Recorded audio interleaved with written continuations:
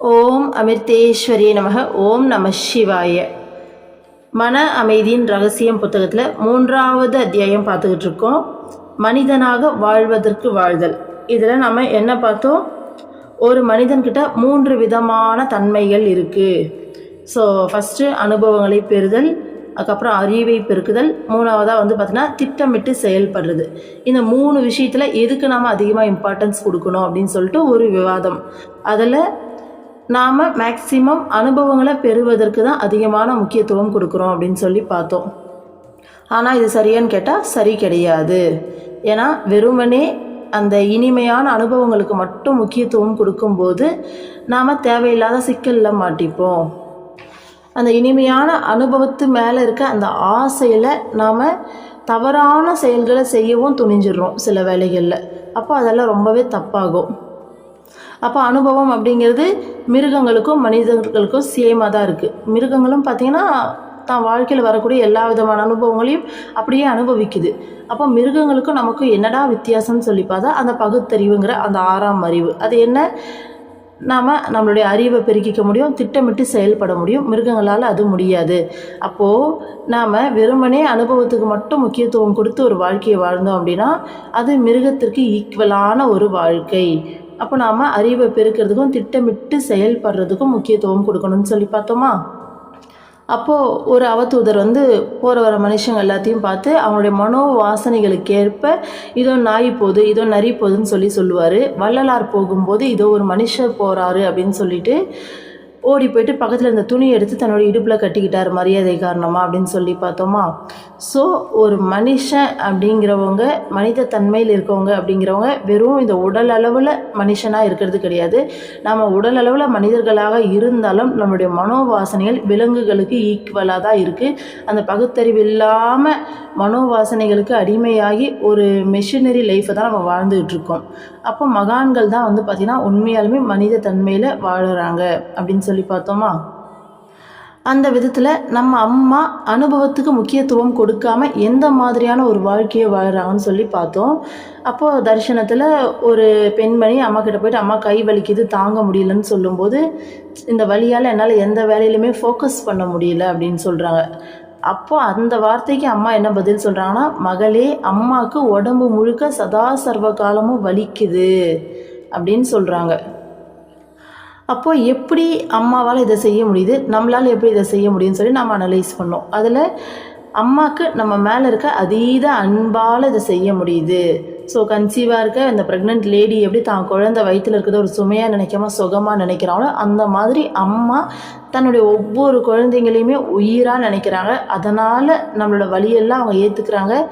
அதை சுகமாகவே அந்த வலியை கூட அம்மாவால் ஏற்றுக்க முடியுதுன்னு சொல்லி பார்த்தோம். அப்போ நாம் எப்படி நம்மளோட வலிகளை கடக்கலான்னா கடவுள் மேலே அதே பிரேமையை அன்பை வளர்க்குறது மூலமாக நம்மளால் கடக்க முடியும்னு சொல்லி பார்த்தோமா? ஸோ இறைவா, நான் என்னோட இந்த கர்ம வினையை நான் இந்த வலியை அனுபவித்து தீர்க்கிறது மூலமாக அடுத்தபடி உன்னை நெருங்க முடியுமா அப்படின்னு சொல்லிட்டு நாம் அந்த அன்பை வளர்த்துக்கும் போது நம்மளால் ஈஸியாக எல்லா வழிகளையுமே தாண்ட முடியும். ஸோ இது ஏன்னா நமக்கு கர்மா இல்லை அப்படின்னா இந்த மனமே கிடையாது.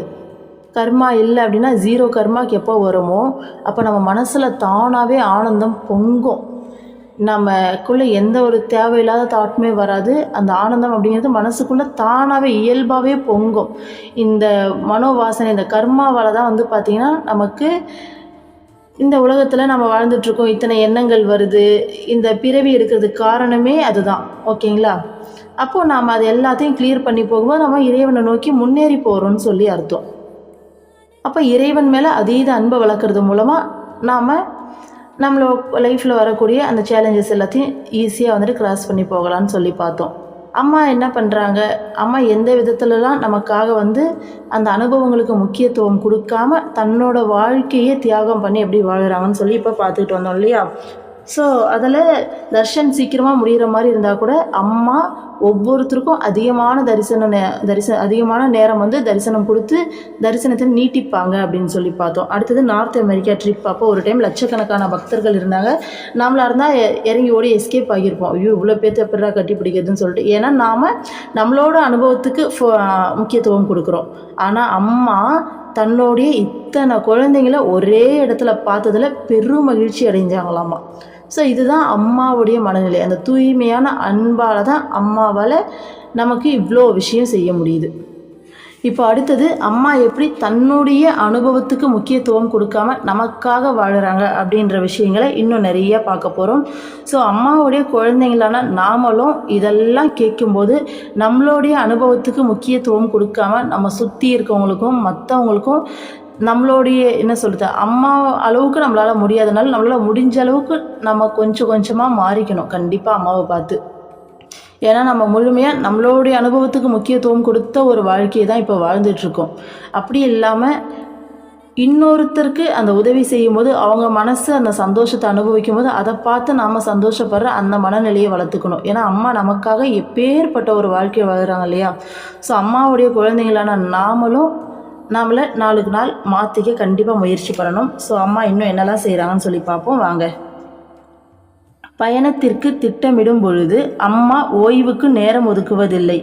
ஆண்டுதோறும் 2 மாத வட அமெரிக்க பயண வேளையில் இடைவிடாத தரிசன நிகழ்ச்சிகளுக்கு பிறகு அம்மாவுடன் செல்லும் சந்நியாச சீடர்கள் அம்மாவை எங்காவது ஓரிடத்தில் ஓரிரு நாள் ஓய்வெடுக்குமாறு வேண்டுவார்கள். அதற்கு பிறகு அமிர்தபுரி ஆசிரமத்திற்கு திரும்பலாம் என சொல்வார்கள். ஆனால் அம்மாவோ பாரத குழந்தைகள் தம்மை காண காத்திருப்பதாக கூறி பயண நிகழ்ச்சிகள் நிறைவடைந்த மறுநாளே புறப்பட்டு விடுவார். தமது வசதி பற்றி அம்மா சிந்திப்பதில்லை என்பதையே இதுவும் காட்டுகிறது. ஸோ பாருங்கள், நார்த் அமெரிக்கா ட்ரிப் அப்போ இடைவிடாத தரிசனம் இருக்குமா. இங்கேருந்து ட்ராவல் பண்ணோம், திருப்பி அங்கேயும் போயிட்டு இடைவிடாமல் தரிசனம், திருப்பி ரிட்டர்ன் ஆகும்போது எங்கேயாச்சும் 1-2 நாள் கொஞ்சம் ரெஸ்ட் எடுத்துகிட்டு போகலாமா அப்படின்னு சொன்னால் நம்ம இந்தியாவில் இருக்க குழந்தைங்கள்லாம் அம்மாவுக்காக வெயிட் பண்ணிகிட்ருப்பாங்க அப்படின்னு சொல்லிட்டு அம்மா அங்கேருந்து உடனே திரும்புவாங்களாமா. அந்த 1-2 நாள் கேப் கூட, ஏன்னா இங்கே எல்லாருமே அம்மாவுக்காக அம்மா எப்போ வருவாங்கன்னு சொல்லி வெயிட் பண்ணிகிட்ருப்பாங்களே, அதனால் அந்த 1-2 நாள் கூட வேஸ்ட் பண்ணாமல் உடனடியாக திரும்புவாங்களாமா. எவ்வளோ பெரிய விஷயம் இல்லை. எனக்கு இது எப்படி சொல்கிறதுனே தெரியல. இப்போது பசங்க ஸ்கூலுக்கு போயிருக்காங்க அப்படின்னா, நம்ம ஏதாச்சும் ஒரு சொந்தக்காரங்க வீட்டுக்கு போகிறோன்னா பசங்க ஸ்கூல்லேருந்து திரும்ப வரதுக்குள்ளே திரும்ப ரிட்டர்ன் ஆகிடும்னு சொல்லிட்டு வேக வேகமாக ஓடி வருவோம் பார்த்தீங்களா. ஸோ அந்த காலத்தில் இதெல்லாம் நிறைய நடக்கும். எங்கள் அப்பா அம்மாலாம் வெளியில் போயிட்டாங்கன்னா ஐயோ குழந்தைங்க வீட்டில் தனியாக இருப்பாங்கன்னு சொல்லிட்டு வேகமாக டக்குன்னு ரிட்டர்ன் ஆவாங்க. அதை விட இது பார்த்திங்கன்னா என்ன சொல்கிறது, அது கூட இதை ஈக்குவலாக ஒப்பிட முடியாது அப்படின்ற மாதிரி இருக்குது. அம்மாவுக்கு எவ்வளோ அன்பு இல்லை. இப்போ அயோத்தி ட்ரிப் போகும்போது கூட அம்மா இதே விஷயம் பண்ணாங்க. ஆக்சுவலாக அம்மாவுக்கு அங்கே ஒரு ஃபங்க்ஷனுக்கு அம்மாவை சீஃப் கெஸ்ட்டாக இன்வைட் பண்ணியிருந்தாங்க. போயிட்டு அங்கே அட்டன் பண்ணிவிட்டு ஆக்சுவலாக அம்மா ரிட்டன் வர்றது எனக்கு டேட்டு கரெக்டாக ஞாபகம் இல்லை. ஒரு 21 அன்றைக்கி தான் வராங்கன்னு வச்சுக்கோங்களேன். ரிட்டன் டேட் 21 தான். தர்ஷன் 22, 23 தான் தர்ஷனே சொல்லியிருந்தாங்க. ஆனால் அம்மா ஒரு 19 வாக்கிலே வந்துட்டாங்க, உடனே ரிட்டன் ஆகிட்டாங்க. அந்த 19 அன்னைக்கு வந்தாங்க பார்த்தீங்களா. ஸோ அன்னைக்கு ஈவினிங்கே அம்மா தர்ஷனுக்கு வந்தாங்க. ஈவினிங் ஒரு 2-2:30 வந்துட்டாங்க பஜன் ஹாலுக்கு. அன்றைக்கி தர்ஷன் கிடையாதுன்னு தெரியும், ஆனால் எந்த நம்பிக்கையில் போகணுன்னு தெரியல. போயிருந்தோம் அந்த டைமில், பரவாயில்ல பார்த்துக்கலான்னு. ஆனால் அம்மா அன்றைக்கி வந்திருந்தாங்க, அன்றைக்கி தர்ஷன் கொடுத்தாங்க. இதுக்கும் அம்மாவுக்கு 72 வயசு. அம்மா பார்த்திங்கன்னா ஃப்ளைட்டில் கூட போகல. எனக்கு தெரிஞ்சு இப்போ 19 அன்னைக்கு தர்ஷன் கொடுக்குறாங்கன்னா 18 அன்னைக்கு நைட்டு வந்தாங்களா இல்லை 19 அன்னைக்கு விடியற்காலம் வந்தாங்களான்னு ஞாபகம் இல்லை எனக்கு அம்மா. ஆனால் அம்மாவுடைய வயசுக்கு ட்ரெயினில் இவ்வளோ தூரம் ட்ராவல் பண்ணி அம்மா கொஞ்சம் கூட ரெஸ்ட்டே எடுக்கலை, அப்படியே பஜன் ஹாலுக்கு வந்தாங்க. இப்போ நானே கூட கேரளா போயிட்டு வரேன்னா 2 நாளைக்கு கம்ப்ளீட்டாக ரெஸ்ட் எடுப்பேன். என்னால் வீடியோ போடணுன்னு நினச்சா கூட போட முடியாது. ஏன்னா நம்ம சும்மானாலும் இது பேசுகிறது இல்லை இல்லையா.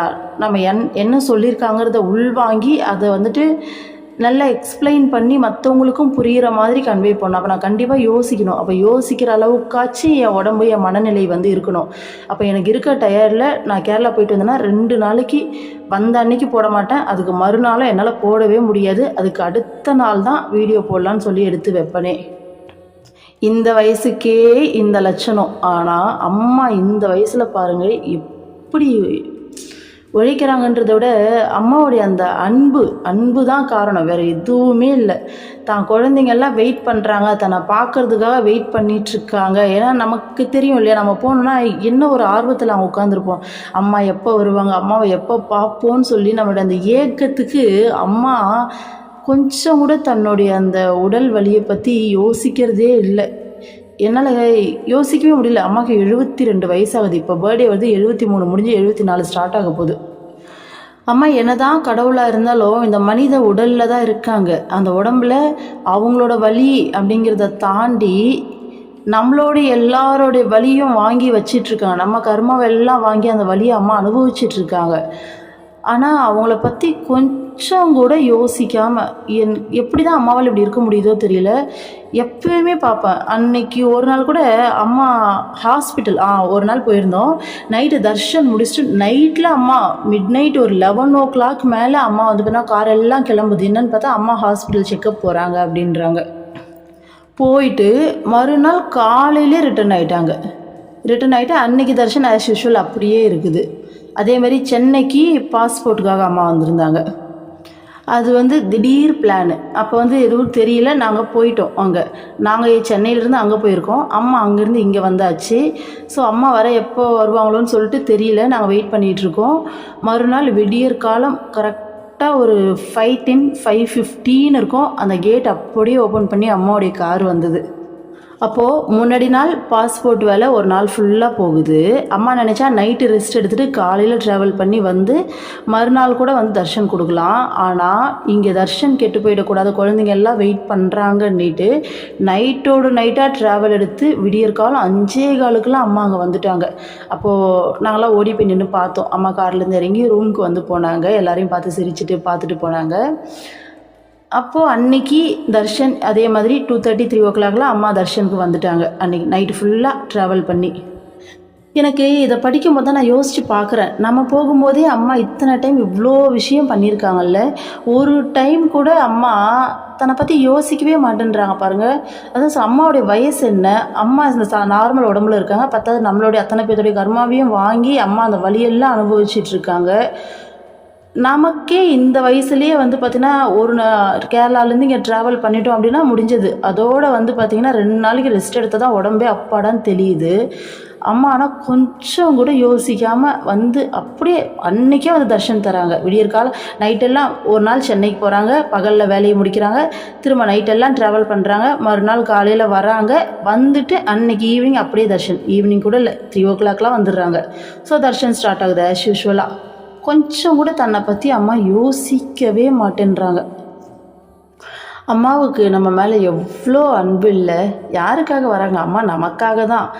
ஆசிரமத்தில் இருக்க பிரம்மச்சாரிகளுக்காக மட்டும் கிடையாது, நமக்காகவும் தான். நம்ம வேறு அவங்க வேறெல்லாம் கிடையாது. அம்மாவுக்கு எல்லாருமே ஈக்குவல் தான். ஸோ நமக்காக தான் அம்மா வராங்க.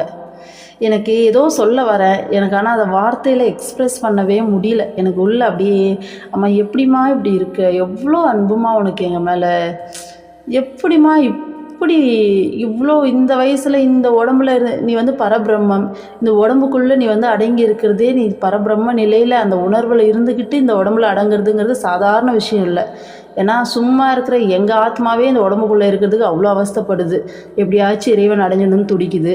நீ பரபிரம்மமாகவே இருந்துக்கிட்டு இந்த உடலில் நீ இருக்கிறதே வந்து பார்த்திங்கன்னா அதுவே மிகப்பெரிய தியாகம் தான். எங்களுக்காக வந்து இருக்க, அதையும் தாண்டி நீ எங்களுக்காக ஒவ்வொரு செகண்டை யோசிச்சு அப்படியே தியாகமே உருவமான ஒரு வாழ்க்கையை வாழ்ந்துட்டுருக்கு. எப்படிம்மா இப்படி இருக்குன்ற மாதிரி இருக்குது. நம்ம அம்மாவுக்கு நம்மளை தவிர வாழ்க்கையில் எதுவுமே இல்லைல்ல. இப்போ நம்மலாம் போகிறோன்னா கூட சுற்றி பக்கத்தில் ஏதாச்சும் ஒரு கோவில் இருக்கா, சுற்றி பார்க்கலாமா, இப்படியெல்லாம் கூட எண்ணம் போகும். ஆனால் அம்மா எங்கே போனாலும் என்ன வந்தாலும் எதையுமே யோசிக்கிறதே இல்லை. கம்ப்ளீட்டாக நம்மளை பற்றி மட்டும்தான் யோசிக்கிறாங்க. அவங்க போகிறதும் நமக்காக தான், வர்றதும் நமக்காக தான். ஸோ ட்ராவல் பண்ணுறது நமக்காக தான், அங்கே இருக்கிறது நமக்காக தான். அம்மாவுடைய ஒவ்வொரு செகண்டும் நமக்காக மட்டுமே வாழுறாங்க. எவ்வளோ பெரிய விஷயம் இல்லை, தெரியல, எனக்கு வார்த்தை வரமாட்டேன்னுது. அடுத்து படிக்கிறேன் கேளுங்க. அம்மா நாம் மகிழ்ச்சியாக இருக்கக்கூடாதென சொல்லவில்லை. ஆனால் அது தர்மத்தின் அடிப்படையில் அமைந்ததாக இருக்க வேண்டும். நமது விருப்பம் பிறருக்கு துன்பம் அளிப்பதாக இருக்கலாகாது.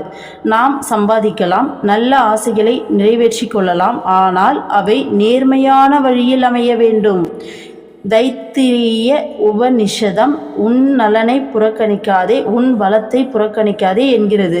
நம்முடைய ஆசைகளை நிறைவேற்ற வேதத்தில் கூறப்பட்டுள்ள யாகங்களை முறையாக செய்தால் அந்த ஆசைகள் நிறைவேற அவை உதவும். இத்தகைய யாகங்கள் அடங்கிய வேத பகுதி கர்ம காண்டம் எனப்படும். உபனிஷதங்கள் ஞான காண்டத்தை சார்ந்தவை. சாஸ்திரங்கள் நம்மை எல்லா வளங்களோடும் வாழ சொல்கின்றன. இது நாம் மட்டும் பொருள் சம்பாதித்து சுகமாக வாழ்வதற்கு அல்ல, மாறாக நமது செல்வத்தை ஏழைகளுக்கும் தேவைப்படுபவர்களுக்கும் பகிர்ந்தளிப்பதாகும். நமது ஆளுமையின் அனுபவ பார்வையை உறுதியுடன் தர்ம நெறிப்படி இயங்கச் செய்வதற்கு தியாகமும் கட்டுப்பாடும் மிக அவசியமாகும். இது நமது மனம் தூய்மை பெற பெருமளவு உதவும். இதன் பலனாக நம்மால் சுகமான அல்லது துயரமான அனுபவங்களை சாந்தமாகவும் அமைதியாகவும் எதிர்கொள்ள முடியும். அம்மா என்ன சொல்கிறாங்கன்னா, அனுபவத்துக்கு சுகமான அனுபவத்துக்கு முக்கியத்துவம் கொடுக்காதீங்க அப்படின்னு சொல்லியிருக்காங்க இல்லையா. அப்படின்னா நீ சந்தோஷமாகவே இருக்கக்கூடாதுன்னு சொல்லிட்டு அம்மா சொல்லலை, ஓகேங்களா. அதுக்கு பதிலாக உன்னோட சந்தோஷம் தர்மத்தோடைய அடிப்படையில் இருக்கணும். ஸோ நாம் சந்தோஷப்படுறதுக்காக, நாம் சுகமான அனுபவத்தை பெறுறதுக்காக மற்றவங்களை துன்பப்படுத்தக்கூடாது. நம்ம சம்பாதிக்கலாம், ஆசையை நிறைவேற்றிக்கலாம், ஆனால் அது நேர்மையான வழியில் இருக்கணும் அப்படின்னு சொல்கிறாங்க. ஸோ இதுக்கு தான் நம்ம நேற்றே எக்ஸாம்பிள் பார்த்தோம் இல்லையா. தான் சுகமான அனுபவம் பெறணும் அப்படிங்கிற ஒரே காரணத்துக்காக தான் கொலை, கொள்ளை, கற்பழிப்பு இந்த மாதிரி எல்லா குற்றங்கள்லையும் ஈடுபடுறாங்க. எத்தனையோ இடத்துல சொத்துக்காக கொலை பண்ணுறாங்க இல்லையா. எதுக்காக? அந்த சொத்தெல்லாம் தனக்கு வந்துட்டா அந்த சொத்தை வச்சு தான் வந்துட்டு பார்த்திங்கன்னா சுகமாக வாழ முடியும் அப்படின்ட்டு. கொள்ளை அப்படிங்கிறது அதே தான். நம்ம இதை சம்பாதிச்சு அதை அனுபவிக்கணும் அப்படின்னா ரொம்ப நாள் ஆகும். இதே நம்ம அவங்ககிட்டருந்து பறிச்சிட்டோன்னா இன்றைக்கி அந்த சுகத்தை நம்மளால் பெற முடியும். ஸோ கற்பழிப்பு அப்படிங்கிறது ஒரு உடல் சுகத்துக்காக நடக்குது. இந்த மாதிரி பெரிய பெரிய க்ரைம்லேருந்து சின்ன சின்ன தவறுகள் வரைக்கும் எல்லாமே அந்த சுகமான அனுபவத்துக்காக நடக்கிறது தான். அப்போது நம்ம சுகமான அனுபவத்தை நம்ம மனசு ஒரு அளவுக்கு மேலே ஆசைப்படும் போது நம்மளுடைய புத்தி மழுங்கி போய் நம்ம என்ன செய்கிறோன்னே தெரியாமல் தவறு செய்கிறோம், குற்றங்களில் ஈடுபடுறோம். அப்போது அம்மா என்ன சொல்கிறாங்கன்னா, நீ சுகமாக இருக்க வேணாம்னு உன்னை சொல்லலை, ஆனால் நேர்மையான வழியில் இரு, தர்மத்தின்படி அதை செய்யி, நீ சுகத்தை அனுபவிக்கிறதுக்காக இன்னொருத்தரை கஷ்டப்படுத்தாத. அப்போ உபநிஷதத்தில் நீ சம்பாதிச்சு சந்தோஷமாக வாழலாம் அப்படின்றதுக்காகவே ஒரு தனியான ஒரு காண்டமே கர்ம காண்டம்னு சொல்லிட்டு ஒன்று இருக்குதாம்மா. அப்போ அதோட அர்த்தம் நீ நல்லா சம்பாதிச்சு இந்த உலகத்தில் நல்லா சந்தோஷமாக வாழு அப்படின்னு சொல்லி அர்த்தம் கிடையாது. நீ சம்பாதிச்சு மற்றவங்களுக்கு அதை பகிர்ந்து கொடுத்து சந்தோஷமாக வாழு அப்படின்றது தான் அதுக்கு அர்த்தமே தவிர நீயே சம்பாதிச்சு நீயே சந்தோஷமாக வாழ்ந்துக்கோ அப்படிங்கிறது அதுக்கு அர்த்தம் கிடையாது அப்படின்றாங்க. ஏன்னா நம்மளுடைய வேதங்கள் எப்பவுமே நம்மளுடைய அந்த வாழ்க்கை முறையை தான், இந்து சமய வேதங்கள் நம்மளுடைய வாழ்க்கை முறையை தான் சொல்லி கொடுக்கும், நம்ம எப்படி வாழணும் அப்படிங்கிறத. அப்போ நீ சம்பாதிச்சு சந்தோஷமாக வாழ உனக்கு ரைட்ஸ் இருக்குது அப்படின்னா அப்படியே நீ மட்டும் சந்தோஷமாக வாழுறது கிடையாது, உன்னை சுற்றி இருக்கவங்களுக்கும் அதை ஷேர் பண்ணி சந்தோஷமாக வாழு. நம்மளுடைய இந்த பழைய கால வாழ்க்கைக்கு அப்படியே போய் திரும்பி பார்த்தோன்னா தெரியும், நம்மளுடைய தாத்தா பாட்டி எல்லாம் வாழ்ந்த காலத்தில் நம்ம வீட்டில் ஒரு வடை செஞ்சால் கூட பக்கத்து வீட்டுக்கெல்லாம் கொடுத்து அனுப்புவாங்க. இந்த பழக்கெல்லாம் சின்ன வயசில் கண்டிப்பாக பார்த்துருப்பீங்க. நம்மக்கிட்ட எங்கிட்டலாம் கொடுத்து அனுப்புவாங்க. ஓடி போய்ட்டு எல்லா வீட்டுக்கும் 4 வீடு 5 வீடு சுற்றி இருக்குன்னா எல்லா வீட்டுக்கும் ஓடி போய்ட்டு கொடுத்துட்டு வருவோம். அந்தந்த வீட்டுக்கு அந்தந்த கிண்ணத்தில் போட்டு இல்லை கவரில் போட்டு கொடுப்பாங்க. அதே மாதிரி அவங்க வீட்டில் கொடுக்கும்போது செய்யும்போது நம்ம வீட்டுக்கு கொடுத்து அனுப்புவாங்க. இந்த மாதிரி இன்னும் இப்போ நம்ம சின்ன வயசாக இருக்கும்போதே இந்த மாதிரி இன்னும் பேக் போயிட்டு பார்த்தோம் அப்படின்னா அந்த வயலில் விளையிற அந்த பொருட்கள் கூட இந்த நெல், இந்த வேர்க்கடலை எல்லாம் விளையும் போது எல்லாருக்கும் ஷேர் பண்ணுவாங்க. அந்த அறுவடை செஞ்சுட்டு வராங்கனாலே எல்லா வீட்டுக்கும் அளந்து படியில் அளந்து அந்தந்த வீட்டுக்கு கொடுத்துட்டு வர சொல்லுவாங்க. அப்போது அந்த காலத்து வாழ்க்கை முறை அப்படிங்கிறது முழுமையாக எல்லாருக்கும் ஷேர் பண்ணி சந்தோஷமாக வாழ்ந்தாங்க.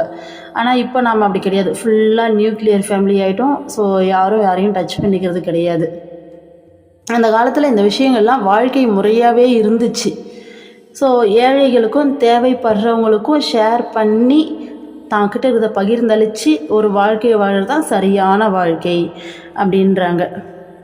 அப்போ உறுதியாக ஒரு தர்ம நெறிப்படி நம்ம ஒரு வாழ்க்கையை வாழணும் அப்படின்னா அதுக்கு நம்மக்கிட்ட தியாகமும் கட்டுப்பாடும் ரொம்ப அவசியம் அப்படின்னு சொல்கிறாங்க.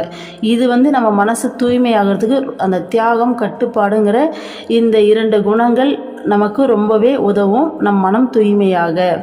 இதனால் இந்த மனம் தியாகத்தோடையும் கட்டுப்பாடோடையும் இருக்கும்போது மன தூய்மை பெறும்போது நமக்கு சுகமான அனுபவங்கள் வந்தாலும் சரி, துயரமான அனுபவங்கள் வந்தாலும் சரி, அதை சாந்தமாக அமைதியாக நம்மளால் ஃபேஸ் பண்ண முடியும். சுகம் வரும்போது துள்ளி குதிக்கிறதும், இல்லை கஷ்டம் வரும்போது சோர்ந்து விழுதும், இந்த மனநிலை இல்லாமல் ஒரு நியூட்ரலான மனநிலைக்காக தான் நம்ம இவ்வளோ விஷயத்தையும் கற்றுக்குறோம். எல்லா நேரங்களையும் மனசை எப்படி சீராக வச்சுக்கிறதுன்னு சொல்லிட்டு அந்த மனநிலை நமக்கு வேணும்னா அந்த தியாகம் கட்டுப்பாடுங்கிற 2 குணங்கள் நமக்கு கொடுக்கும் அப்படின்றாங்க. நாம் இந்த கதைகள்லாம் கேட்டிருப்போம். அப்பா பார்த்தீங்கன்னா பெரிய பணக்காரராகவோ அல்லது ஒரு ராஜாவாவோ இருப்பார். தம் பையனை அந்த எல்லா சுற்றி ஆளக்கூடிய தகுதியுள்ளவனான்னு சொல்லி செக் பண்ணணும் அப்படின்றதுக்காக எந்த ஒரு பொருளுமே இல்லாமல் வெறுமனே அனுப்புவாங்க. நீ போயிட்டு வெளியே போயிட்டு இந்த குறிப்பிட்ட காலம் 1 மாதமோ 2 மாதமோ 1 வருஷமோ 2 வருஷமோ வெளி உலகத்தில் போயிட்டு நீ வாழ்ந்துட்டு வா, வாழ்ந்துட்டு உன்னால் முடிஞ்ச பொருளை ஈட்டிக்கிட்டு வா. அப்போ தான் உனக்கு வாழ்க்கைனா என்னன்னு புரியும், இந்த பணத்துடைய மதிப்பு புரியும், இதை எப்படி சம்பாதிக்கிறதுங்கிற திறமை வரும். இதை பார்த்திங்கன்னா இந்த இவ்வளோ சொத்தை ஆளக்கூடிய அந்த திறமைகள்லாம் உனக்கு வரும்னு சொல்லி அனுப்பிவிடுவாங்க. ஸோ இந்த மாதிரி நிறைய கதைகள் கேள்விப்பட்டிருப்போம். அப்போது வெளியில் போகும்போது நான் எதில் இதை கேட்டேன்னு ஞாபகம் இல்லை எனக்கு. பாபிலோனின் மிகப்பெரிய பணக்காரன் அந்த புக்குன்னு நினைக்கிறேன், எனக்கு கரெக்டாக ஞாபகம் இல்லை. ஏதோ ஒரு புத்தகத்தில் இதெல்லாம் நான் படிச்சிருக்கேன். அப்போது அந்த பையன் வெளியில் போயிட்டு ஒன்றுமே இல்லாமல் போவாங்க. அப்போது தான் சாப்பிட்டு உயிர் வாழறதே பெரிய விஷயமா இருக்கும். அடுத்து அதை சமாளித்து அடுத்து சம்பாதிக்க கற்றுக்கிட்டு தான் தங்கிறதுக்கு ஒரு இடத்த தேடி அந்த சொசைட்டியை கம்ப்ளீட்டாக இது நாள் வரைக்கும் வாழ்ந்த ஒரு வாழ்க்கையை விட்டுட்டு கம்ப்ளீட்டாக ஃபேஸ் பண்ணி அவங்க அதிலேருந்து நல்லா வாழ கற்றுக்கிட்டு நல்லா செல்வங்களையும் சேர்த்துக்கிட்டு அவங்க சொன்ன பீரியடில் திருப்பி வருவாங்க. அப்போ ஓகே உனக்கு தகுதி இருக்குன்னு சொல்லிவிட்டு அப்போ அப்ரிஷியேட் பண்ணி தன்னோட சொத்து எல்லாத்தையும் கொடுப்பாரு. அந்த மாதிரி தான் இந்த வாழ்க்கையும். ஓகேங்களா? நாம் ஆக்சுவலி இறைவனுடைய குழந்தைங்க. நம்ம அந்த இறைத்தன்மை நமக்குள்ளே இருக்குது. இந்த ஒட்டுமொத்த பிரபஞ்சத்தை தாண்டின இங்கே நிறைய விஷயங்கள் இருக்குது. எல்லாத்துக்குமான அதிபதியான அந்த இறைவனுடைய குழந்தைங்க நாம் எல்லாருமே. நம்மளை தகுதிப்படுத்துறதுக்காக இந்த பூமிக்கு அனுப்பியிருக்காங்க. இந்த பூமிக்கு வந்த நாம் எப்படி தகுதிப்படுத்திக்கணும் அப்படின்னா அம்மா சொல்கிற வழியில் வாழணும். நம்மக்கிட்ட ஒரு பொருள் இருக்குன்னா அந்த நான் என்னோடது அப்படிங்கிறத அதிலேருந்து பொருட்களாக இருக்கட்டும், உறவுகளாக இருக்கட்டும், எல்லாத்துலேருந்து அந்த நான் என்னோடது அப்படிங்கிற அந்த பவுண்ட்ரியை விட்டு வெளியில் என்ன சொல்கிறது, அந்த ஒரு பரந்த மனப்பான்மையோட ஒரு வாழ்க்கையை வாழ சொல்லி கொடுக்க தான் நம்மளை இங்கே அனுப்பியிருக்காங்க. ஆனால் நம்மளால் அதை அவ்வளோ சீக்கிரமாக விடவே முடியலை. ஆக்சுவலி இதெல்லாம் நம்ம நிரந்தரம்னு நினச்சி நம்ம மனசு இது எல்லாத்தையும் பிடிச்சி வச்சுருக்கு. இதெல்லாம் என்னோடது, இந்த உறவுகள் எல்லாம் என்னோடதுன்னு சொல்லி விட மனசு இல்லாமல் இந்த மனசு அப்படியே பிடிச்சி வச்சிருக்கு. ஆனால் இது எல்லாத்தையும் விட்டு கொடுத்து ஒரு வாழ்க்கையை வாழும்போது இங்கே எல்லாமே இறைவன் தான், இங்கே எல்லாமே இறைவனோடது தான், நாமளும் இறைவனோடது தான். ஸோ இங்கே நம்மளோடதுன்னு எதுவுமே கிடையாது அப்படின்னு சொல்லி முழுமையாக எல்லாத்தையும் விட்டு கொடுத்து ஒரு வாழ்க்கையை வாழும்போது எப்படி அந்த பணக்கார தந்தை தன்னுடைய ஒட்டுமொத்த சொத்தையும் பையனுக்கு கொடுத்தாரோ அந்த மாதிரி இறைவன் தன்னுடைய ஒட்டுமொத்த சொத்தையும் நம்ம கையில் கொடுக்கறதுக்கு ரெடியாக இருக்கார். ஸோ நீ தாண்டா இந்த பிரபஞ்சமே, நீ தான், இங்கே எல்லாமே உன்னோடது தான், வா அப்படின்னு சொல்லிட்டு இந்த பிரபஞ்சத்துக்கே ராஜா நீ தான் சொல்லி அந்த நிலையை கொடுக்க ரெடியாக இருக்கார். ஆனால் நம்மளுடைய இந்த பாழா போன மனசு அதை விட மாட்டேனுது, எல்லாத்தையும் பிடிச்சி வச்சு நம்மளை படாத பாடுபடுத்திக்கிட்டு இருக்கு. ஸோ நீ பார்த்தீங்கன்னா ஒரு பிச்சைக்காரன் அப்படிங்கிற மாதிரி நம்மளை ஏமாற்றி வச்சுன்னு இருக்கு. ஆக்சுவலி நம்மளாம் ஒரு ராஜா, இறைவனுடைய குழந்தைங்க. ஆனால் அதை மறைச்சிட்டு நீ இந்த குறிப்பிட்ட உடல் தான், குறிப்பிட்ட மனசு தான், இந்த குறிப்பிட்ட இதெல்லாம் மட்டும்தான் உன்னோடது அப்படின்னு சொல்லி அந்த குறுகிய வட்டத்துக்குள்ளே நம்மளை வாழ வச்சிட்ருக்கு. அதனால தான் இவங்க சொல்கிற அந்த பகிர்ந்தளித்தல் அப்படிங்கிற குணம் நமக்கு வரமாட்டேனுது. இவங்க சொல்கிற அந்த தியாகம் கட்டுப்பாடுங்கிற எந்த ஒரு அந்த குணங்களுமே நம்மளால் முழுமையாக வளர்க்க முடியல. ஓரளவுக்கு ட்ரை பண்ணுறோம். அப்போ இந்த நான் என்னோடது அப்படிங்கிற விஷயத்தெல்லாம் விட்டுட்டு இந்த தியாகத்தோடையும் கட்டுப்பாடோடையும் மற்றவங்களுடைய கஷ்டத்தை தான் கஷ்டமாக நினச்சி அப்படி ஒரு வாழ்க்கையை வாழும்போது இறைவன் யூ ஆர் செலக்டட் அப்படின்னு சொல்லி நம்மளை அடுத்த நிலைக்கு உயர்த்தி தூக்கி அணைச்சிப்பார். இதுதான் உண்மை. ஆனால் அதுக்கான ப்ராசஸில் தான் எல்லாருமே ட்ராவல் பண்ணிகிட்ருக்கோம். அப்போது நாம் நம்மளை எவ்வளோ வேகமாக மாற்றிக்கிறோமோ அவ்வளோ வேகமாக இறைவனை நெருங்க முடியும். ஓகேங்களா? ஸோ மாற்றிக்க முயற்சி பண்ண வேண்டியது நம்மளுடைய கடமை. அந்த மாற்றங்களை கொடுக்க வேண்டியது அம்மாவுடைய விஷயம். அம்மாவுடைய அருளால் தான் அது முடியும். ஓகேங்களா? இப்போ பிரம்மச்சாரிங்களை பாருங்கள், ஆசிரமில் எல்லாத்தையும் விட்டுட்டு போயிட்டாங்க. அவங்களுக்கு மொத்தமாக திறந்துட்டு போயிட்டாங்க. ஸோ எல்லா விஷயங்களையும் இந்த உலகத்தில் இருக்கக்கூடிய சொத்து பத்து உறவுகள் எல்லாத்தையும் விட்டுட்டு அம்மா நீங்கள் மட்டும்தான் சொல்லி எல்லாத்தையும் திறந்துட்டு ஒரு வாழ்க்கைக்கு அழகாக போயிட்டாங்க. ஏன்னா கடவுள் நேராக இருக்காங்கன்னு தெரிஞ்சு போச்சு.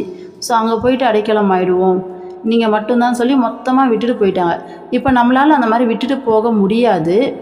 சப்போஸ் அப்படி விட்டுட்டு போக சொன்னாலும் நம்ம போகிறது கூட ரெடியாக இருப்போம். அப்படி போயிட்டா கூட ஒரே டைமோட முடிஞ்சு போச்சு, நம்ம அங்கே போயிட்டு அப்படியே இருந்துடலாம்.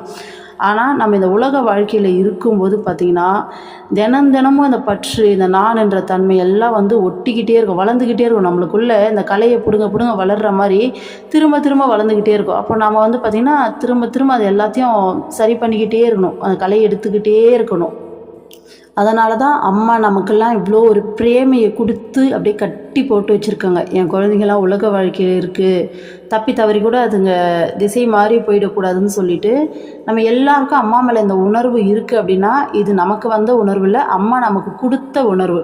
அப்போ இந்த உணர்வை கொடுத்து அம்மா கிட்ட நம்மளை அப்படியே கட்டி போட்டு வச்சுருக்காங்க. அடுத்தது பாருங்கள், அமெரிக்க உள்நாட்டு போரின் போது வடக்கிலிருந்து சில மத போதகர்கள் ஜனாதிபதி ஆப்ரஹாம் லிங்கனை பார்த்து நீக்ரோக்களை அடிமையாக வைத்திருப்பதை எதிர்த்து அவர் புரியும் செயலுக்கு ஆதரவு தர வந்தனர். அவர்கள், ஜனாதிபதி அவர்களே, இறைவன் நமது பக்கமாக இருக்கிறார் என நீங்கள் நினைக்கவில்லையா என்று கேட்டனர். அதற்கு ஆப்ரஹாம் லிங்கன், கடவுள் நமது பக்கம் இருக்கிறாரா என்பதை நினைத்து நான் கவலைப்படவில்லை. நான் கடவுளின் பக்கமாக இருக்கிறேனா என்பதே என் கவலை என்று கூறினார். கடவுளின் பக்கமாக இருக்கிறோம் என்பதானது தர்ம வழியில் செயல்படுகிறோம் என்று பொருள்படும். ஸோ எவ்வளோ சூப்பரான விஷயம் இல்லையா? அமெரிக்கா உள்நாட்டு போகிறப்ப மத போதகர்கள் சில பேர் ஜனாதிபதி ஆப்ரஹாம் லிங்கனுக்கு ஆதரவாக வராங்க. ஓகேங்களா? நீக்ரோக்களை அடிமையாக வச்சுருக்கிறதை எதிர்த்து அவர் போராடுறாரு. அந்த போராட்டத்துக்கு ஆதரவாக சில மத போதகர்கள்லாம் அவருக்கு வராங்க. வரும்போது நம்ம தர்மத்துக்காக தானே போராடுறோம், அப்போ பார்த்திங்கன்னா கடவுள் நம்ம பக்கம் இருக்கிறாருன்னு சொல்லிட்டு நீங்கள் நினைக்கலையான்னு கேட்கும்போது, கடவுள் நம்ம பக்கம் இருக்கிறாரா அப்படிங்கிறது முக்கியம் கிடையாது, நாம் கடவுள் பக்கம் இருக்கிறோமா அப்படிங்கிறது தான் முக்கியம். ஸோ இந்த வார்த்தையை ஃபஸ்ட் டைம் படிக்கும்போது எனக்கு உண்மையாலுமே சூப்பராக இருந்தது. எப்பேற்பட்ட வார்த்தை இல்லை? கடவுள் நம்ம பக்கம் இருக்கிறாரா இல்லையாங்கிறத விட நாம் கடவுள் பக்கம் இருக்கிறோமா, அப்போ நாம் தர்ம வழிப்படி தான் நடந்துக்கிறோமா, நாம் தர்மத்தின்படி தான் நடந்துக்கிறோமா, நாம் கடவுள் பக்கம் கரெக்டாக நிற்கிறோமா, இல்லை கடவுள்கிட்டேருந்து நாம் கொஞ்சம் திசை மாறி போகிறோமான்னு சொல்லிட்டு நம்மளை நாம் எந்நேரமும் செல்ஃப் என்கொயரியிலே வச்சுருக்கணும். அப்போது நம்ம மனசாட்சிக்கு நல்லாவே தெரியும், ஒரு செயல் செய்யும் போதும் ஒவ்வொரு எண்ணம் உள்ள வரும்போதும் இது சரி இது தப்புன்னு சொல்லி நம்மளால் நல்லாவே அனலைஸ் பண்ண முடியும். அப்போ தவறான ஒரு செயலை செய்கிறோம், தவறான எண்ணங்களை நம்ம உள்ளே விடுறோம் அப்படின்னா நம்ம கடவுள்கிட்டேருந்து விலகி போகிறோம் அப்படிங்கிற கான்ஷியஸ்னஸ் நமக்கு இருந்தாலே ஐயோ வேண்டாம் அப்படின்னு சொல்லிட்டு நம்ம அந்த எண்ணங்களெல்லாம் தூக்கி போட முடியும்.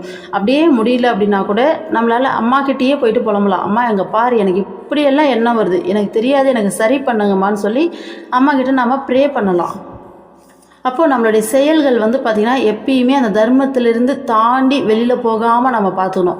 நம்ம செய்கிற ஒரு செயல் மற்றவங்கள துன்புறுத்தாமல் இருக்கணும். ஸோ தர்ம நெறிப்படி வாழணும். இது எல்லாமே கரெக்டாக இருக்கு. ஏன்னா மனசாட்சிக்கு நல்லாவே தெரியும் இது சரி இது தப்புன்னு. அப்போ மனசாட்சி எது சரின்னு படுதோ, எது செஞ்சால் அம்மாவுக்கு பிடிக்குமோ, எது செஞ்சால் நம்ம இறைவனுக்கு பிடிக்குமோ அதன்படி ஒரு வாழ்க்கையை வாழும்போது தான் நாம் இறைவன் பக்கத்தில் நிற்கிறோம். அப்படி இல்லையா நம்ம இறைவனை விட்டு விலகி போகிறோம் அப்படிங்கிறத நம்ம அந்த மைண்டில் எப்பயுமே ஃபிக்ஸ் பண்ணி வைக்கணும். ஓகேங்களா? ஏன்னா நம்ம மனசு எதுக்கு அடங்குதோ இல்லையோ நம்ம இறைவனை விட்டு விலகுறோம், அம்மா விட்டு கொஞ்சம் தூரமாக போகிறோம் அப்படின்னு சொன்னால் நம்மளால் அதை அக்செப்ட் பண்ணிக்கவே முடியாது. நம்ம அம்மா கூடவே இருக்கணும் தான் நம்ம கண்டிப்பாக நினைப்போம் இல்லையா? அப்போது நாம் இதை ஃபிக்ஸ் பண்ணி வைக்கும்போது நம்ம தவறான செயல்களில் ஈடுபடாமல் நம்மளே கண்ட்ரோல் பண்ணிக்க முடியும். தவறான செயல்கள்லாம் இப்போ அம்மாக்கிட்ட இருந்தால் நம்ம பெருசாலாம் ஒன்றும் பண்ணிட மாட்டோம். இருந்தாலும் குடும்பத்துக்குள்ளேயே சின்ன சின்ன விஷயங்கள் நம்ம கண்ட்ரோலில் மீறி நம்ம பேசுறது, நம்ம கண்ட்ரோலில் மீறி ஒரு செயலில் ஈடுபடுறது சின்னதாக. ஸோ அது கூட இல்லாமல் நம்மளை இன்னமும் ஒரு நேர்படுத்திக்க முடியும், இன்னமும் சரி பண்ணிக்க முடியும். ஓகேங்களா? ஸோ அடுத்தது பாருங்கள். அம்மா சதா பிரம்மத்தில் நிலைத்திருப்பதால் மிக மிக சிரமமான நேரங்களிலும் தர்மத்தை உறுதியாக பின்பற்றுகிறார்.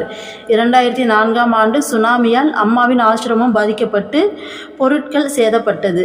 முதலில் ஆசிரமத்தை குறித்து கவலைப்படவில்லை. அன்று மட்டும் அங்கே அம்மா இல்லாமல் இருந்திருந்தால் ஆசிரமவாசிகள் பொருள் இழப்பையும் சேதத்தையும் கண்டு நிலை குலைந்து போயிருப்பார்கள். செய்வதறியாது திகைத்து போயிருப்பார்கள். திகைத்து போயிருப்பார்களே தவிர ஆக்கப்பூர்வமாக சிந்தித்து செயல்பட்டிருக்க மாட்டார்கள். ஆனால் அம்மாவின் செயல்பாடு உடனடியானதும் இயல்பானதும் நிறைவானதாகவும் இருந்தது. பேரிடர் மேலாண்மை குறித்து எந்தவித பயிற்சியும் பெற்றிராத அம்மா அவ்விஷயத்தில் மிகச்சிறந்த நிபுணர் என்பதைத்தான் எடுத்த உடனடி தீர்மானங்கள் மூலமாக தெளிவாக விளக்கினார். ஆசிரமத்திற்குள்ளே கடல் நீர் புகுந்ததும் அம்மா கடற்கரையில் வாழும் கிராமவாசிகளை உப்பங்கழியை தாண்டி பெரு நிலப்பரப்பிற்கு பத்திரமாக கொண்டு சேர்க்க ஏற்பாடு செய்தார். அதன்பின் தரிசனத்துக்கு வந்திருந்த பக்தர்களும் ஆசிரமவாசிகளும் பத்திரமாக கரை சேர ஆவண செய்தார். பிறகு ஆசிரமத்தில் இருக்கும் விலங்குகளை காக்க வேண்டியதென செய்தார். தம்மை பற்றி கடைசியாகவே சிந்தித்தார். அவர் தான் முதலில் பத்திரமான இடத்துக்கு போகவில்லை. ஆசிரமத்தை விட்டு கடைசியில் வெளியேறியவர் அவரே. அதற்குள்ளாக அனைவரும் பத்திரமாக அக்கறைக்கு போய்விட்டதை உறுதி செய்து கொண்டார்.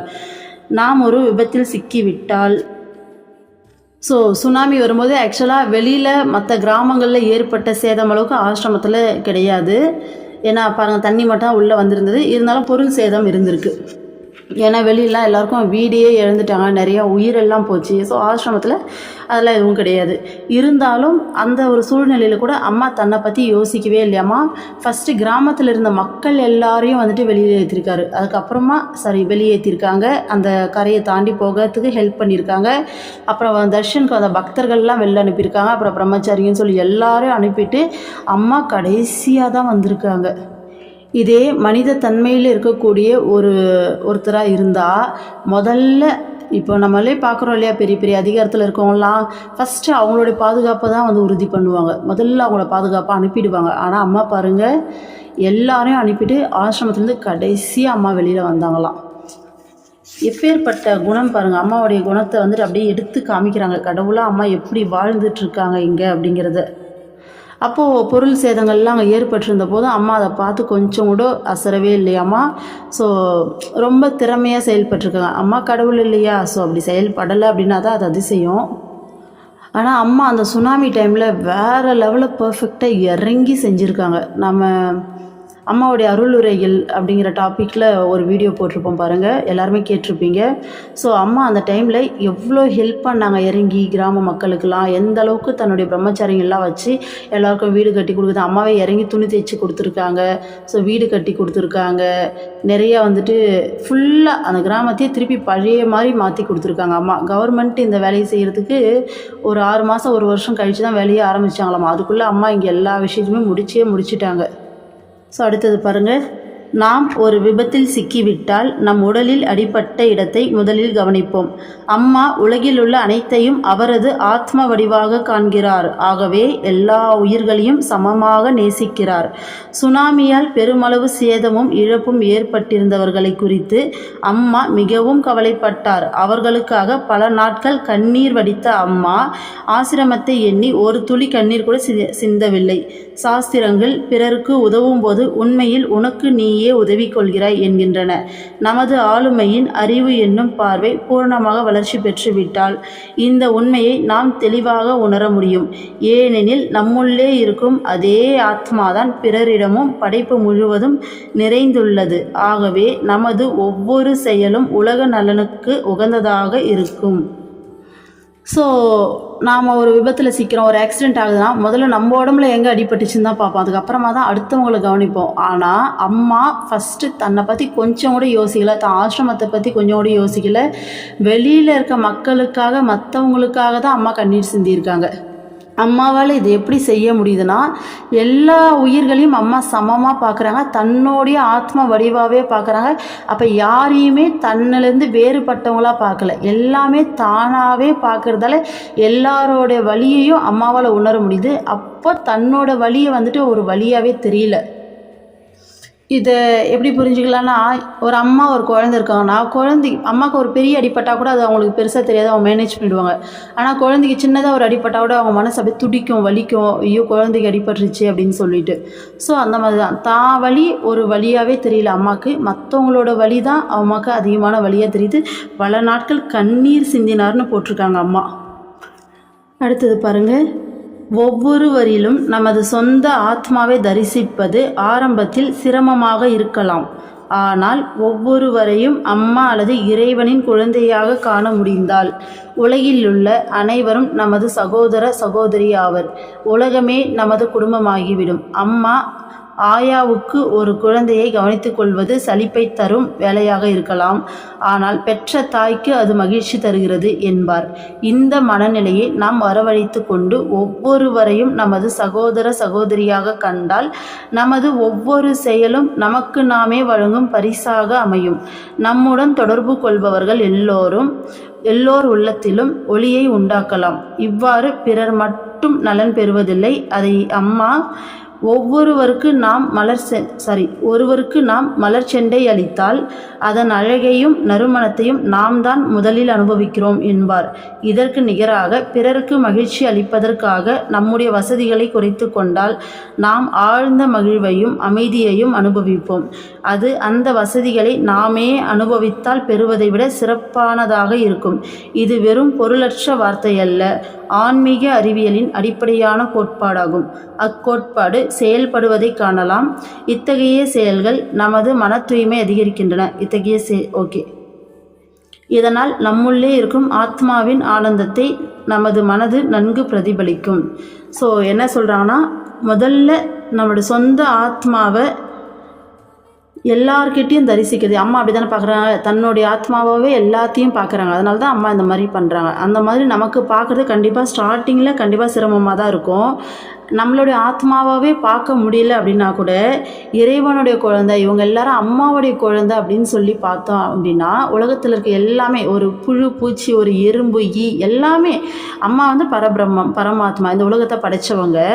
அப்போது இங்கே இருக்க எல்லா படைப்புமே இது அம்மாவோடது தானே. அப்போ ஒரு ஈ எறும்புலேருந்து எல்லாமே அம்மாவுடைய குழந்தைங்க தான்.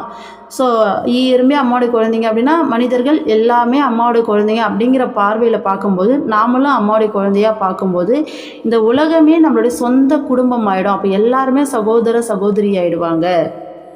அந்த பார்வையில் பார்க்கும்போது நம்மளால் மற்றவங்களோட வலியை ஈஸியாக புரிஞ்சிக்க முடியும். நம்ம வீட்டில் ஒருத்தருக்கு வலிச்சா நமக்கு வலிக்குது இல்லையா? அப்போது இதை நம்ம உலகத்தையே நம்மளுடைய குடும்பமாக பார்க்கும்போது எல்லாரோட வழியும் நமக்கு வழியாக தெரியும். அவங்க இடத்துலேருந்து நம்ம யோசிக்க ஆரம்பிப்போம்.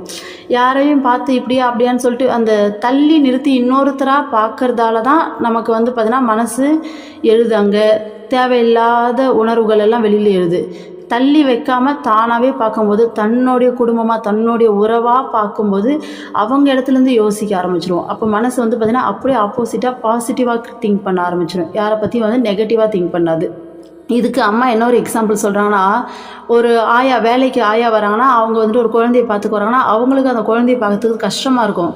இதே சொந்த அம்மாவுக்கு பார்த்திங்கன்னா அது சுகம். அந்த குழந்தை கூட இருக்கிறதோ, அந்த குழந்தைய பார்த்துக்கிறதோ எல்லாமே அது சுகமாக பண்ணுவாங்க. அதை குழந்தைய பார்த்துக்கிறது அப்படிங்கிற செயல் அவங்களுக்கு மகிழ்ச்சியை கொடுக்கும். நம்ம என்ன தான் குழந்தைகிட்ட கத்திக்கிட்டு சண்டை போட்டு இப்படி அப்படின்னு அடிச்சுக்கிட்டு இருந்தால் கூட ஒரு நாளைக்கு அதை விட்டுட்டு இருக்க முடியாது. ஏன் 1 மணி நேரம் அது தூங்குனா கூட எப்படா ஏஞ்சி அப்படியே தூங்கும்போது அது மேலே அப்படியே பாசம் பொத்திக்கிட்டு ஊற்றும்.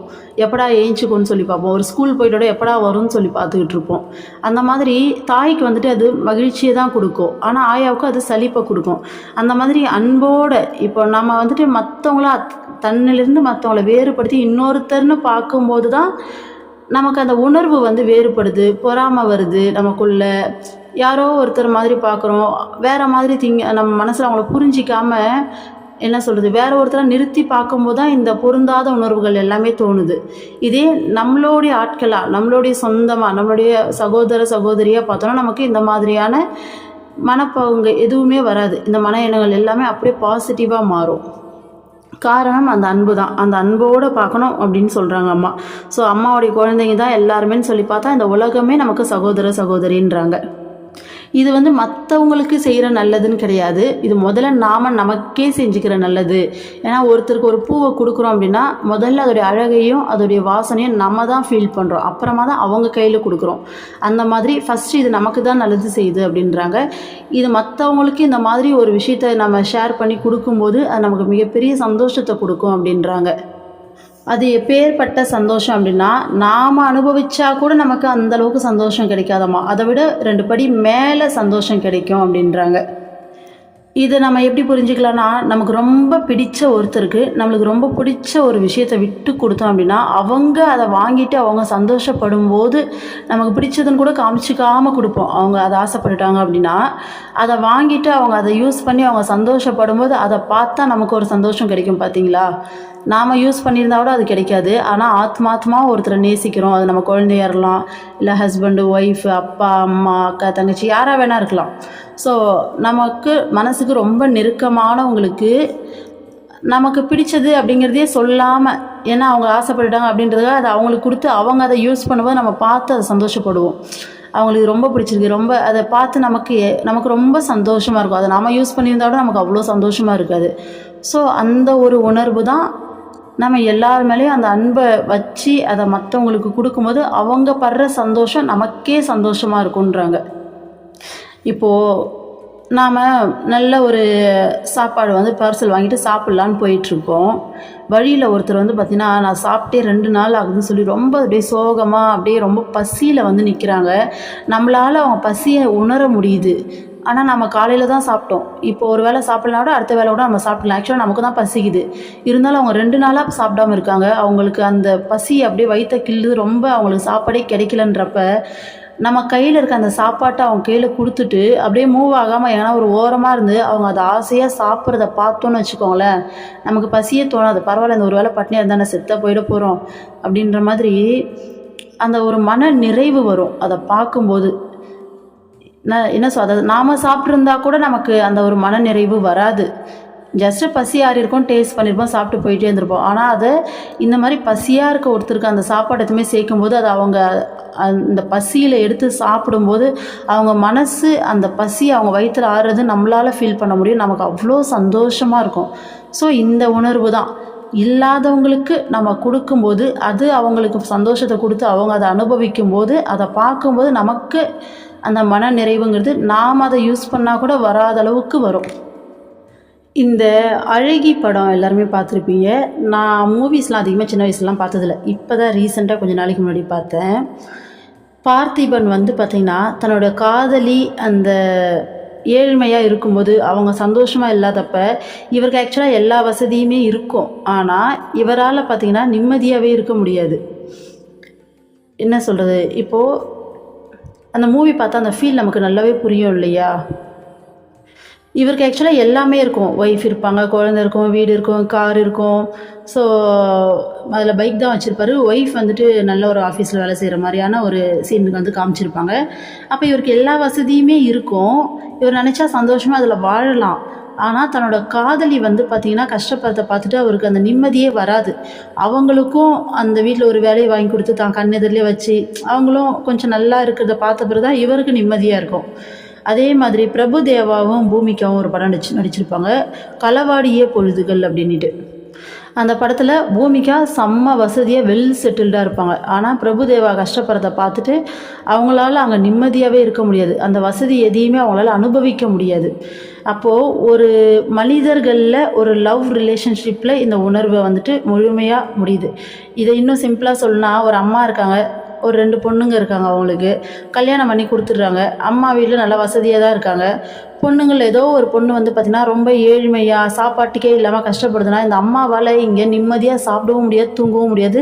தாங்கிட்ட இருக்க பொருள் எல்லாம் கொடுத்து அந்த பொண்ணுக்கு நல்ல ஒரு வீடு கட்டி கொடுத்து நல்ல செட்டில்டாக வேலைக்கு சாப்பிட்றது கண்டிப்பாக ரெடி பண்ணி கொடுத்த பிறகு தான் இவங்களுக்கு நிம்மதியாக இருக்கும், நிம்மதியான தூக்கம் வரும், நிம்மதியாக இவங்களால் சாப்பிட முடியும். ஸோ இந்த உணர்வு தான் இறைவனுக்கு நம்ம மேலே இருக்கிறது அப்படிங்கிறது இதுதான். மனுஷ உருவில் புரிஞ்சுக்கணுன்னா இதுதான். அப்போது தான் குழந்தைங்க கஷ்டப்படுறத அம்மாவால் பார்க்க முடியல. அவங்க நிம்மதியாக இருந்தால் தான் அம்மாவால் நிம்மதியாக இருக்க முடியுது. அம்மாவுக்கு எல்லாமே கிடைச்சாலும் அம்மாவால் நிம்மதியாக இருக்க முடியல. அவங்களோட கஷ்டம் அம்மாவோடைய கஷ்டமாகவே அம்மாவுக்கு உறுத்துது. அப்போ சுனாமியில் இத்தனை பேர் வந்து அழுறாங்க, வீடு இல்லை, உறவுகளை இழந்து தவிக்கிறாங்கன்னா அந்த வலி அம்மாவுக்கு வலிக்குது. அம்மாவால் நிம்மதியாக இருக்க முடியல. ஸோ அதுதான் அந்த அன்பு அதிகரிக்கும் போது நமக்கும் இந்த உணர்வெல்லாம் வரும். ஸோ ஒரு சில டைமில் அம்மா இதெல்லாம் உணர வைப்பாங்க. நம்ம ஏதாச்சும் ஒரு விஷயத்த வசதியாக அனுபவிக்கிறோன்னா நமக்கு அப்படியே ஒரு மாதிரி வலிக்கும். நீங்கள் கூட கண்டிப்பாக இதெல்லாம் உணர்ந்திருப்பீங்க. நம்ம நல்லா ட்ரெஸ் பண்ணிக்கிட்டு நல்ல ஒரு வெஹிக்கிளில் போவோம். ஆனால் பக்கத்தில் சைடில் வந்து பார்த்திங்கன்னா அதெல்லாம் கிடைக்காம நம்ம ஒரு காரில் போனால் கூட டூ வீலரில் வெயிலில் வரவங்கள பார்த்தா கஷ்டமாக இருக்கும். நம்ம காரில் போகிறோம், அவங்களுக்கு எவ்வளோ சுடும் இல்லை, அவங்க எவ்வளோ கஷ்டப்படுவாங்கல்ல. ஸோ அவங்களும் அம்மாவுடைய குழந்தை தான் இல்லை, அம்மாவுக்கு அப்போ இதெல்லாம் கஷ்டமாக இருக்குமா அப்படியெல்லாம் யோசிக்க தோணும். ஒரு ஃப்ரூட்ஸ் வாங்கி சாப்பிட்டா கூட இது கிடைக்காம எத்தனை பேர் இன்றைக்கி கஷ்டப்படுவாங்கல்ல. அவங்களுக்கெல்லாம் இந்த ஃப்ரூட்ஸுக்கு வாங்கி சாப்பிட கூட காசு இல்லாமலாம் கஷ்டப்படுறவங்களாம் இருக்காங்கல்ல. அப்போது தேவைக்கு அதிகமாக எதுவுமே எடுத்துக்க தோணாது உண்மையாலுமே. இதெல்லாமே அம்மா சும்மா ஒரு சாம்பிள் காமிக்கிற உணர்வு தான் நமக்கு. அப்போது அம்மாவுடைய உணர்வு நிலை எப்பேற்பட்ட உணர்வு நிலையாக இருக்கும்ல. அதனால தான் அம்மாவால் மற்றவங்களுடைய கஷ்டத்தை பார்த்துட்டு அமைதியாக இருக்க முடியல, அம்மாவால் நிம்மதியாக இருக்க முடியல. நாம் கூட இந்த பக்கத்து தெருவில் அம்மா சாப்பாடு கொடுத்த கதையை எல்லாருமே கேட்டிருப்போம் இல்லையா, நிறைய டைம் நம்மளே சொல்லியிருப்போம். ஸோ பக்கத்து தெருவில் இருக்கவங்க பசியாக இருக்கும்போது அம்மா சாப்பிடாமல் இங்கே பட்னியாக இருக்காங்க. காரணம் அவங்களுடைய பட்னியை வந்துட்டு அம்மாவால் தாங்கிக்க முடியல. தான் குழந்தைங்க கஷ்டப்படுதுங்கிறது அம்மாவால் தாங்க முடியல. அதே மாதிரி தான் இங்கேயும் பூகம்பத்தில் அவங்க கண்ணீர் வடிக்கிறது அம்மாவால் தாங்க முடியல. அம்மா நினச்சா அவங்க சொகுசாக எல்லாமே பண்ணலாம், ஆனால் அம்மாவால் முடியல. அப்போது அதே மாதிரி நம்மளையும் மற்றவங்களுக்காக வாழ தான் உத்தமமான வாழ்க்கைன்னு சொல்லித்தராங்க. எல்லாரையும் நம்மளுடைய ஆத்மாவாக நம்மளால் பார்க்க முடியல அப்படின்னாலும் ஸ்டார்டிங் ஸ்டேஜில் அம்மாவோட குழந்தையாக பார்க்கலாம். இந்த உலகத்தில் இருக்க எல்லாரையும் சகோதரியாக பார்க்கலாம். அப்போ நம்மக்கிட்ட இருக்கிறது ஷேர் பண்ணி நம்ம வாழலாம். நம்மளுடைய தேவையை கொஞ்சம் குறைச்சிக்கலாம். உண்மையாலுமே நம்ம குரூப்பில் நிறைய பேர் இந்த விஷயத்தை ஆல்ரெடி செஞ்சிட்ருக்கீங்க. சாதாரண விஷயமே கிடையாது. அம்மா கிட்ட வந்த உடனே அந்த சேஞ்சஸ் வந்துச்சு. நிறைய பேர் எல்லாருமே சேவை பண்ண ஆரம்பித்தாச்சு. தன்னோட தேவையை குறைச்சிக்கிட்டு சேவை பண்ண ஆரம்பித்தாச்சு. ஒருத்தர் கஷ்டம் அப்படின்னு சொன்னால் கூட அம்மா நம்மக்கிட்ட இந்த பணம் சும்மா தானே இருக்குது, நம்ம கொடுத்துடலாமா அப்படின்னு சொல்கிற நிலைமையில தான் நிறைய பேர் இருக்காங்க. நானே கண்கூடாக பார்க்குறேன். ஆனால் அந்த இடத்துல கூட டக்குன்னு எடுத்து கொடுக்காம அம்மா கிட்ட கேட்குறோம் பார்த்தீங்களா, அதுதான் புத்திசாலித்தனம். ஏன்னா நமக்கு தெரியாது எது சரி எது தப்புன்னு. ஸோ எல்லா இடத்துலையும் நம்ம அம்மா தான் சொல்லுவாங்க, கருணையாகவே இருந்தாலும் விவேகமில்லாத கருணை இருக்கக்கூடாது அப்படின்ட்டு. ஏன்னா கடவுள் இறைவன் வந்து ஒரு மனுஷனை ஆன்மீக வளர்ச்சிக்காக ஒரு ப்ராசஸில் போட்டு வைப்பாங்களாமா. அந்த இடத்துல நம்ம போய்ட்டு கருணையை காமிக்கிறேன்னு சொல்லிட்டு அந்த இடத்துலேருந்து அவங்கள காப்பாற்றணும் அப்படின்னா அவங்களுடைய ஆன்மீக வளர்ச்சியே தடைப்படுமாமா. அப்போது விவேகமில்லாத கருணை வீண் அம்மா சொல்லுவாங்க. ஓகேங்களா? ஸோ நாம் வெறுமனே கருணை அப்படின்னு சொல்லிட்டு கண்மூடித்தனமான கருணையிலையும் இருக்கக்கூடாது.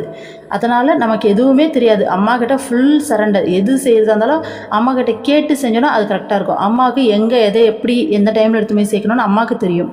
ஸோ இது மனசளவில் இது எல்லாத்தையும் வளர்த்துக்கிட்டு செயல் அப்படின்னு சொல்லி வரும்போது அம்மா கிட்ட கேட்டு செய்கிற அந்த பழக்கத்தை நம்ம வளர்த்துக்கணும். நேற்று கூட ஒருத்தவங்க ரொம்ப கஷ்டத்தில் இருக்காங்க, ஹெல்ப் பண்ணணும் அப்படிங்கிற மாதிரியான ஒரு விஷயம் வந்துச்சு. அப்போ நான் அம்மாக்கிட்ட வந்துட்டு ஐஸ் போட்டு பார்த்தேன். அம்மா பண்ணலாமா? ஸோ பண்ணுறது வந்து பார்த்திங்கன்னா லீஸ் இன்ட்ரெஸ்ட்டு கிடைச்சாலும் பரவாயில்ல அப்படின்றப்ப அம்மாக்கிட்ட உட்காந்து டைஸ் போட்டேன். அம்மா என்னம்மா பண்ணலாம் அப்படின்ட்டு. அம்மா திரும்ப திரும்ப வந்துட்டு வேண்டாம் அப்படின்ட்டாங்க. அப்போது நீ லீஸ்ட் இன்ட்ரெஸ்ட்டுக்கும் கொடுக்க வேண்டாம், சும்மாவும் கொடுக்க வேண்டாம், இல்லை கொடுத்து திரும்ப வாங்குற மாதிரியும் கொடுக்க வேண்டாம், நீ எதுவுமே பண்ண வேண்டாம் அப்படின்ட்டாங்க. அப்போது எப்பேற்பட்ட சூழ்நிலையாக இருந்தாலும் அம்மா சொல்லிட்டாங்கன்னா நம்ம அப்படியே கேட்கணும். நீ கொடு அப்படின்னாலும் கண்ணை முடின்னு கொடுத்துடணும், கொடுக்காத அப்படின்னாலும் கண்ணை முடின்னு அதை கேட்கணும். அந்த மனநிலையில் தான் நம்ம அம்மா கிட்டே இருக்கணும். அதுதான் முழுமையான சரணாகதி. எனக்கு மூளை கிடையாது, நீ என்ன சொல்கிறியோ நான் அதை அப்படியே செய்வேன் அப்படிங்கிற மனநிலையில் இருக்கணும்.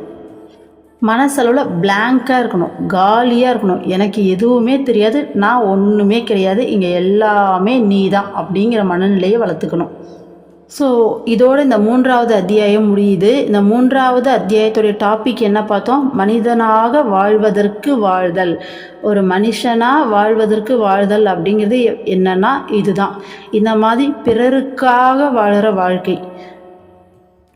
சுயநலமாக தனக்கான இனிமையான அனுபவங்களில் மட்டுமே ஃபோக்கஸ் பண்ணாமல் மற்றவங்களுக்கு முக்கியத்துவம் கொடுத்து மற்றவங்க நிலைமையிலிருந்து அவங்களுடைய கஷ்டத்தை பார்த்து எல்லாரையும் தன்னுடைய சகோதர சகோதரியாக பார்த்து உலகத்தையே தன்னோட குடும்பமாக பார்த்து மற்றவங்களுக்கு உதவி செய்கிறது மூலமாக அவங்க அந்த சந்தோஷத்தை அனுபவிக்கிறது மூலமாக நாம் அதை அனுபவிக்கிறத விட அதிகமான சந்தோஷம் அதில் கிடைக்குது அப்படிங்கிறத உணர்ந்து ஸோ மற்றவங்களுக்காக வாழுற இந்த வாழ்க்கை தான் உன்னதமான வாழ்க்கை. இதுதான் மனுஷனாக வாழறது அப்படிங்கிறது.